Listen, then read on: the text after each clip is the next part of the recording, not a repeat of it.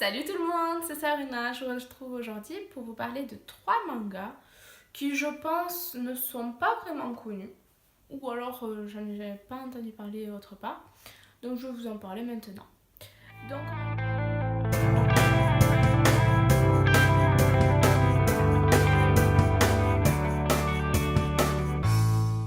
Donc, on va commencer par King of Ants. Donc, comme d'habitude, je vous mets le résumé du premier tome. Je pense que je vais le mettre là, normalement. Sinon, il sera là ou là. Avec l'image du premier tome. Donc, et oui, comme d'habitude, j'ai toujours mes petites notes à côté. Surtout ici, parce que les noms sont japonais, donc les noms des auteurs, etc. J'ai pas envie de... Déjà, je sais que je vais les écorcher, j'ai pas envie en plus de me tromper. Donc, King of Ants, pardon, ça a été écrit par Nagaisa Tsukawaki et Ryu Ito. Donc voilà. Donc, les thèmes principaux, donc c'est un manga. Un seinen, donc ça parle d'héritage, c'est assez violent, délinquance et pouvoir. Donc il y a 4 tomes pour l'instant, le 5e va sortir en septembre il me semble, le 21, quelque chose comme ça. Et donc de quoi ça parle? Donc le personnage principal s'appelle Shiro. Donc Shiro c'est un jeune homme, comment dire ça, qui a la violence dans le sang. Donc il est très impulsif et il vit dans un quartier assez malfamé et donc il n'hésite pas à se protéger de manière violente. Donc il n'aide pas la veuve et l'orphelin, hein. Il s'aide que lui-même et n'importe quel conflit il le règle par la violence. Donc Shiro est assez charismatique quand même. Et donc, dès le début du livre, du manga, on se rend compte que une personne très importante de la capitale est morte. Et cette personne était très très très très très riche. Et des gens disent qu'elle aurait un enfant qu'elle n'aurait pas reconnu. Et tout le monde se demande qui est cet enfant perdu, on va dire, qui aurait une part d'héritage. Une très grosse part d'héritage en plus. Donc la personne qui est morte a déjà 3 enfants, donc 3 héritiers, 2 garçons et une fille. Et donc ils vont reprendre les rênes, surtout l'aîné qui reprend directement les rênes de l'entreprise, parce que cette entreprise, c'est mi-mafia, mi-entreprise réglementaire, on va dire. Donc voilà. Et donc, on ne sait pas vraiment de quoi cette entreprise... Enfin, on ne sait pas vraiment ce que fait cette entreprise, ou sinon je ne m'en souviens pas, excusez-moi. Mais elle emploie beaucoup de personnes et elle a beaucoup de revenus. Donc l'héritage serait grand. Et donc, dès les premières pages, on se rend compte que Shiro serait cet enfant perdu, donc l'héritier qui aurait droit à un pourcentage de l'héritage. Et Shiro, ce qu'il déteste, c'est qu'on lui donne des ordres. Donc lui, cet héritage, il n'en a rien à faire. Sauf qu'au début du tome, une personne vient le voir pour lui demander de signer un papier disant qu'il refuse cet héritage. Et ça, Shiro ne l'accepte pas. Ce qu'il déteste, comme je vous ai dit, c'est qu'on lui donne des ordres. Donc lui, il n'avait rien à faire de l'héritage. Mais vu qu'on veut qu'il abandonne cet héritage, ben, ce qu'il veut, c'est l'avoir. Donc il veut découvrir qui a engagé cette personne. Donc la violence arrive petit à petit. Donc dès le début du tome, il y a déjà de la violence. Donc pour un public assez averti quand même, parce que la violence c'est partout et à toutes les sauces, on va dire. Donc voilà. Mais vraiment, il y a de l'humour. Enfin, moi j'ai trouvé ça drôle après, voilà.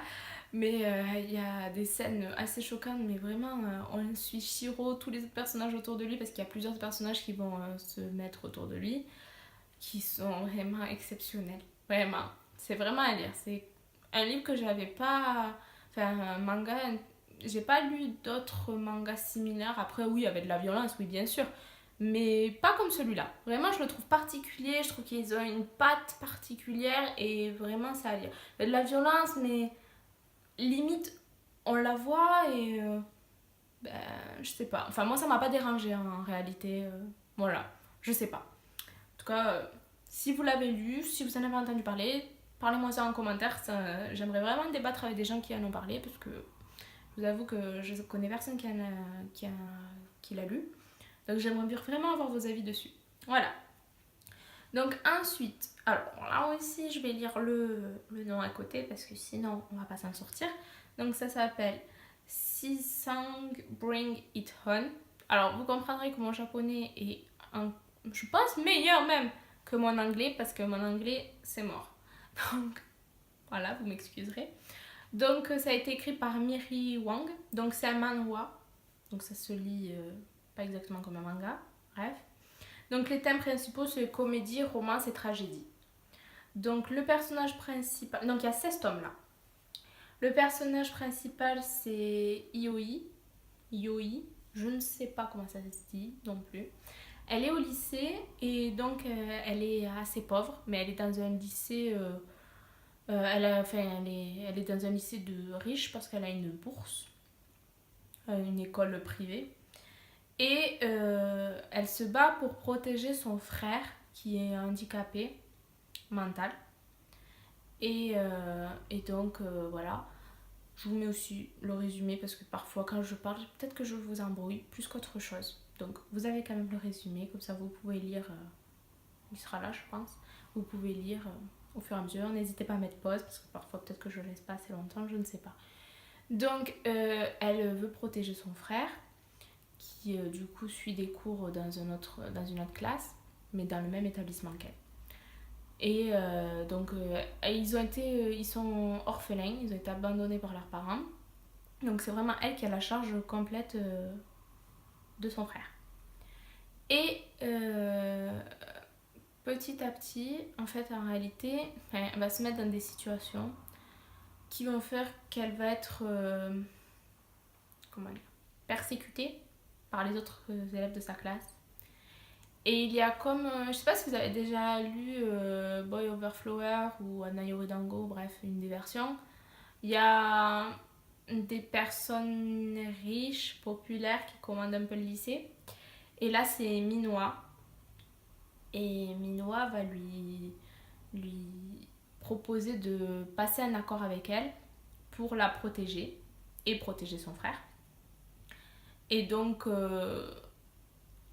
on va dire que dès le début, enfin, Yaoi, elle a vraiment une forte personnalité, elle a comment dire, un amour-propre élevé. Sauf que pour protéger son frère, elle est prête à tout. Et quand les attaques la touchent à elle, ça la dérange pas, mais quand elle touche son frère, ben, elle ne peut plus rien faire. Donc elle va vers Minoa pour qu'il les protège, on va dire.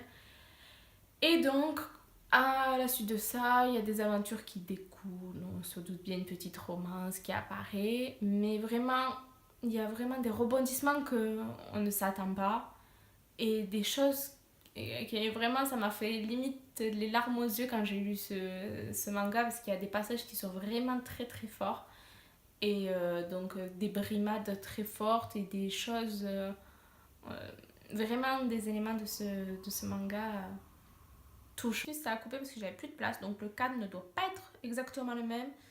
Et voilà, donc je prie de m'excuser. Donc je vous disais que oui, le livre est vrai, ce manga est vraiment à lire. Il est touchant, les personnages sont attachants. Yaoi est vraiment superbe comme personnage, même Minoa qu'on découvre au fur et à mesure. Et donc oui, vraiment, je vous le conseille fortement. Donc pareil, si vous l'avez lu, n'hésitez pas à me le mettre en commentaire, ça me fera plaisir de débattre avec vous dessus. Donc ça a encore coupé, donc c'est le plan à changer, je m'excuse encore, je vais me dépêcher de finir. Donc le dernier tome c'est Hot Blooded Woman que je vous propose, écrit par Min Ri Wang. Donc thèmes principaux, amour, amitié, lycée, combat, voilà un peu de tout. Tranche de vie aussi. Donc, je vous propose. Alors, il y aura le résumé du premier tome, comme d'habitude, et l'image qui va apparaître quelque part à côté de moi à un moment donné. Donc, c'est l'histoire de Hali. Donc Ali est une jeune fille qui est au lycée. Donc dans sa plus jeune enfance, elle se faisait persécuter, battre, etc. par les gens de son école, par ses frères. Et voilà. Donc elle a dû s'endurcir. Et donc maintenant, c'est une jeune femme très très forte qui adore se battre, qui adore manger. Je ne sais pas si elle préfère pas plus manger que se battre. Mais bon, c'est à peu près équivalent. Et voilà. Et donc elle est le Jijang de son lycée. Donc c'est la personne la plus forte du lycée. Et elle a un sous-Jijang, Han Seo. Donc c'est son ami le plus fidèle, celui en qui elle a le plus confiance et à qui elle donnerait sa vie. Et donc voilà, tout va bien dans le meilleur des mondes, on va dire. Et donc un jour, ils font une sortie en moto, comme d'habitude. Et sauf que Halley est percuté par un camion. Sauf que son heure n'était pas venue. Et le collecteur d'âmes prend son âme et la met dans un autre corps. Donc l'âme de Halley se retrouve dans le corps de Aram. Aram, c'est aussi une jeune fille, mais à l'opposé complètement de Ali. Elle est frêle. C'est une jeune fille, elle aussi, au lycée, mais elle est toute frêle. Elle ne sait pas se battre. Elle a quand même on va dire une maladie qui l'empêche d'être vraiment sportive, ou elle ne mange pas beaucoup, etc., etc. Elle est surprotégée par son papa et elle se fait persécuter à l'école. Donc quand Ali va renaître dans ce corps, mais ça va être complètement... Elle va pas comprendre déjà, et ça va être compliqué pour elle de se faire à ce nouveau corps, et elle ne va pas supporter longtemps les brimades. Donc les autres gens vont découvrir une nouvelle Aram. Voilà. Donc petit à petit, ensuite, il y a des personnages de la vie de Halley qui rentrent dans celle de Aram parce qu'ils se rendent compte de choses bizarres. Des personnages de la vie de Aram qui se rendent compte que Aram n'est pas comme d'habitude. Donc vraiment, c'est vraiment une histoire étrange, mais on s'y accroche vite parce que Ali est vraiment attachante et on a envie qu'elle retrouve son corps, on a envie qu'elle puisse se battre de nouveau, qu'elle puisse se défendre, etc., etc. Et puis il y a des rebondissements qu'on ne s'attendrait pas du tout dans ce manga. Donc vraiment, il est vraiment, vraiment, vraiment à lire. Je sais pas combien de fois j'ai dit vraiment, mais voilà. Donc c'est tout pour moi aujourd'hui. Je vous attends dans les commentaires. Pareil, si vous l'avez lu, si vous avez des conseils sur cette vidéo ou des conseils de lecture ou autre, je vous attends. N'hésitez pas à mettre un petit like si vous avez aimé la vidéo. Et on se retrouve pour une prochaine vidéo. Ciao!